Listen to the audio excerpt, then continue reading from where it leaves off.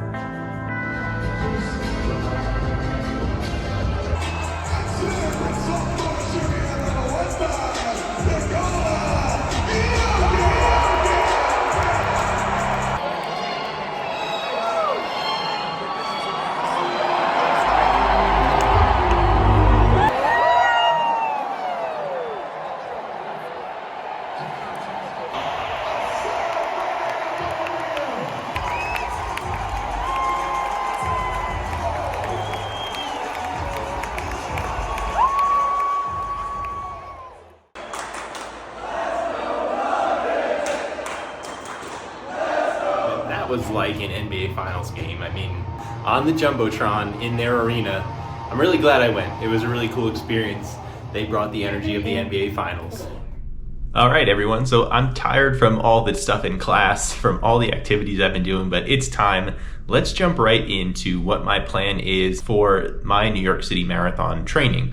This is something that I came up with on my own. I'm not a licensed coach or professional or anything like that. This, again, is just for me, but I like to share what I'm doing, but take pieces of it, learn from other people, learn from each other as a community. So again, just take it with a grain of salt. You can look at what I'm doing, take it and apply it in your own way. This year, it's the first time I'm going to be going with a 9-day training plan as opposed to 7 days. I already made a video about why I'm going to be doing this, where the inspiration came from, but ultimately today, let's just dive right in. Basically, we're just going to talk about the structure. You can see that there's essentially 2 easy days or a rest day, one or the other, between each quality session, each long run, or each hill session. So for me, I want to balance out, again, the things that I love to do. I've really been enjoying going up into the mountains up at home. I don't want to stop doing that. It's also been a type of run that, for one reason or another, is not bothering my hamstring and glute tendons that have been kind of flaring up and causing me to either drop out of races or just not be able to run fully at my potential for long distances. So hopefully sticking some of those trails in there and again having more of these rest days will help in this training block. I plugged in some of those green boxes there. Those are just races that I know I'm signed up for and really would like to participate in. So they're kind of in there and they affect, again, how the rest of the week looks, because I can't just throw in an all-out race effort and then still do like a 20-mile run the next day. I don't think that'll be smart for me. I'm happy with how the block looks. You can see in the last column M all the different totals. Remember, this is not a weekly total of mileage, it's a 9-day total of mileage. So it may look a little bit high, especially saying I came off some injuries, but I think it will be okay. It really tops out around 50 miles for a 9-day stretch.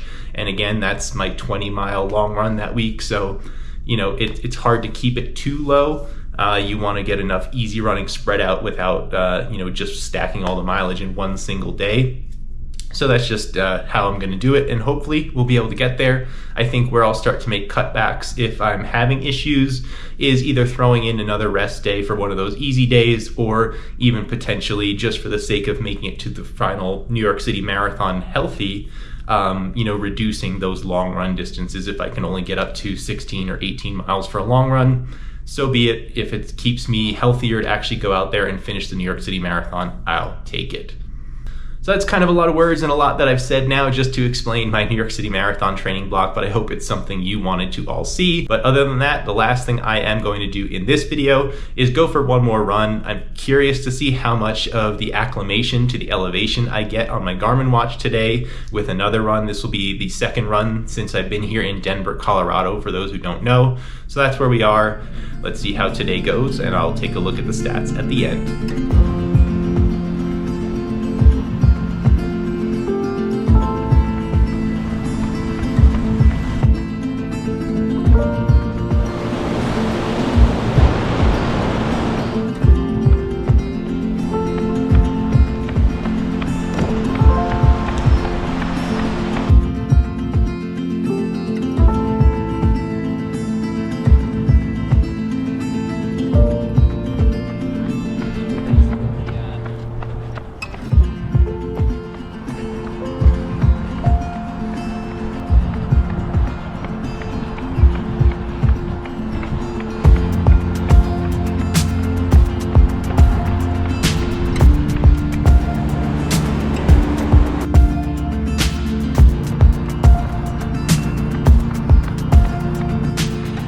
probably the hottest day since I've been here.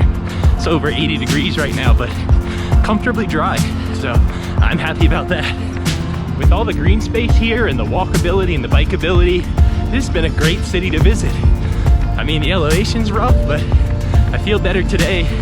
And yeah, like I said, it's just a beautiful place to walk around and bike around.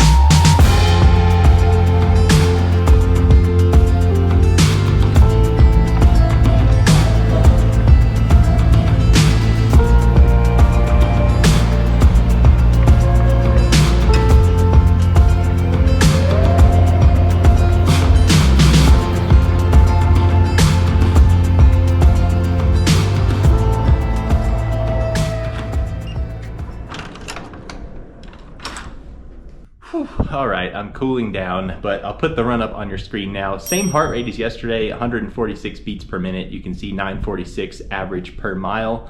Definitely, again, like I said, the warmer day that I've been here so far. I think I'm adjusting a little bit to the elevation for sure. Take a look at what my Garmin watch is saying. But yeah, overall, it just felt easier going out. I did realize I was going like down the stream on the way out and then uphill on the way back. So it was a little harder and I was like, oh shoot, it's getting tough in this elevation, but it was just going uphill. So all in all, a good run. I've already talked about the plan for the New York City Marathon today. So hopefully, again, you've gotten something from that, or you're just following along with me and now you know what I'll be doing this summer into the fall. So thanks for watching, everybody. Take care, and I hope to see you in the next video.